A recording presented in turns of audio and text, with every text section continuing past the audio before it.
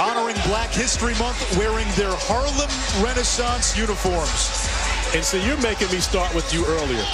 Early in this game, you mentioned that Kevin Keats. 10 to shoot. Johnson spinning inside. A nice swivel for Markel Johnson. Johnson off of a beautiful move inside the paint, and the finish might be even tougher than the move was, going to the other side of the basket with the left hand. But Danny Manning told us about when Jalen Horde, because here comes Dorn. Beverly hits the three. 47% from three. To frankly make shots, get in transition.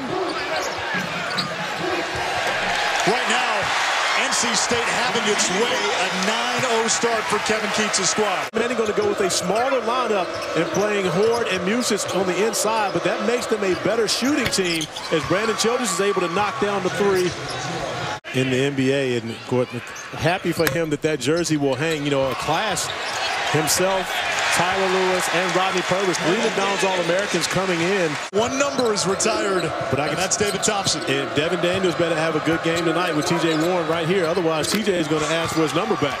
Torrey Johnson knocks down the three for Wake this season. Dorn turns it over. Fast break chance for Wake. Childress to Johnson. No foul on the contact. The layup is good, and that's what Danny Manning wants. Brandon Childress to lead Torrey Johnson exactly to where he needed to be. You see Johnson creating the contact. No travel on that, though. Torrey Johnson weaving through traffic as it tipped away. Blake Harris ahead of the pack for NC State. Lays it in, and the foul. Helms passed on it. Inside, Funderburk, turnover. Third turnover by the pack. Here comes Sharon Wright all the way. You didn't know I was up on all the phonetics of this, did you? I didn't know you were a linguist. There you go. Now you know. Shondi Brown knocks it down. 10 on the clock. Helms. Johnson open for three. He's become a much better three-point shooter this year. 40% from distance entering tonight. This is the week we all dread. Rivalry week. Oh, man, you got to say that 2-3 times a game. From the outside, Shondi Brown. Over Beverly on that possession as well. Johnson. He's got 11. Back to Torin Dorn. He's got Beverly open on the wing. Dorn takes it himself. The big plays with the ball in his hands down the stretch for the Wolfpack. I agree with that, but with him adding the ability to shoot the basketball as well as he has, and he's always been good attacking the basket, that just allows him to play off the ball a little more and get a guy like Blake Harris more opportunities on the offensive end and time to come in and play. Wolfpack now up by 8. Dorn the turnaround, blocked by Horde. There's the run out, and Horde dunks it home. Danny Manning told us his bigs have to run the floor against the Wolfpack. They know how much it gets to you. Somebody ate well last night. For the record, 95 draft class, not bad either, though. A young guy out of high school by the name of Kevin Garnett went 5. It's an old ball guy over the bench by the name of Randolph Childress who went about 18, and then, of course, me at 29. And Anish, this possession was so smart by Johnson. Again, he was already feeling it when he caught the basketball over in the corner earlier without having to give the basketball up to any of his teammates, but he stays hot by taking a good shot.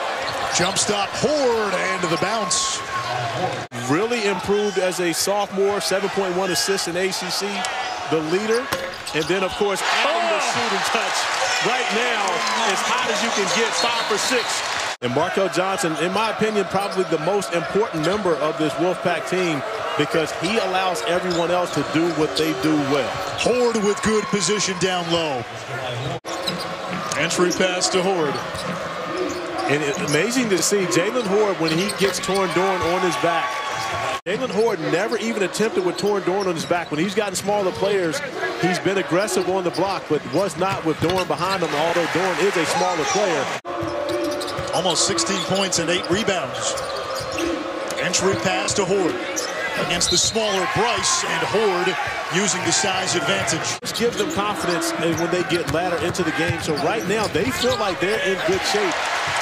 As does Braxton Beverly now after making a shot inside the arc. Ends up, Wake Forest keeps the basketball, but it's a difficult offensive possession that ends up in a big three for Brandon Childress. So I'm sure Brandon will, even though he doesn't get the assist, he'll take the 3 points. That's a huge foul for Jalen Horde and making him go sit down with so much time remaining in this game. Johnson, his 6th three. Knocking down one and then forcing another turnover. You got to find Beverly on this possession, even though they end up with a layup from Dorn. I think Devin Daniels was looking for Beverly. An 8-0 run by NC State. They've got their largest lead. Beverly whips it inside to Thunderbird. 9 for today. But they don't have a scout team of walk-ons. They just have their 10 guys that Kevin Keats relies on. You know, it's different. I'm not going to say that it's a big deal, but when you don't have those walk-ons to have a scouting report, and you and I both have seen the NC State shoot-arounds, he plays everyone available on the roster. And he wants to make sure those guys are all locked into what they need to be doing. Jared Cole Helms, he's really the only freshman. Childress past Walker and the foul. And a nice finish going to the left hand. He went through the leather. I was tearing up a sole. He went through the leather. But I made the comment as Markel Johnson finds his way to the rim for his easiest bucket of the night. They average more than 30 a game. Thunderbird with the dunk. He had 11 off the bench. There it is. Still won't get it today. Chick-fil-A not open on Sundays. That was Sunday Okeke fittingly missing both free throws. Ball on a Thursday night to begin the season, the defending champion Tigers. Another basket good by Jericho Helms. Rebounding, of course, is a strength of NC State. Daniels has Helms. +1. Oh, Horde challenging Thunderbird. Horde gets it back and lays it in. And that's a nice play there by Okeke. Able to gather that basketball and not hold it, but still deliver it to Horde. Daniels puts his game down, flips it, and reverses it. Daniels went over the back of right, no call. Musius can't finish.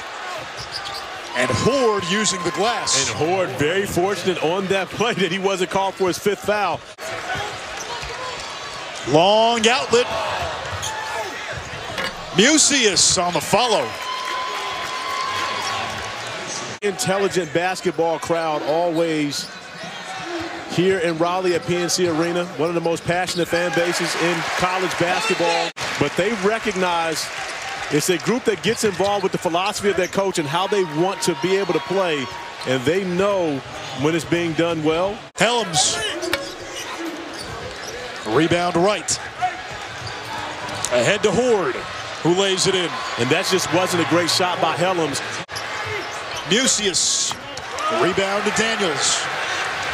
Dorn for 2. Today 6 of 19 from 3. 6 of 20 off the Childress miss. Brown able to recover.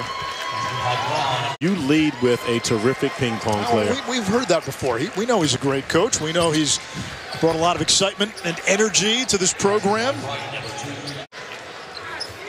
Ping pong is a sport, an Olympic sport, by the way. I agree. I love ping pong. Not good at it.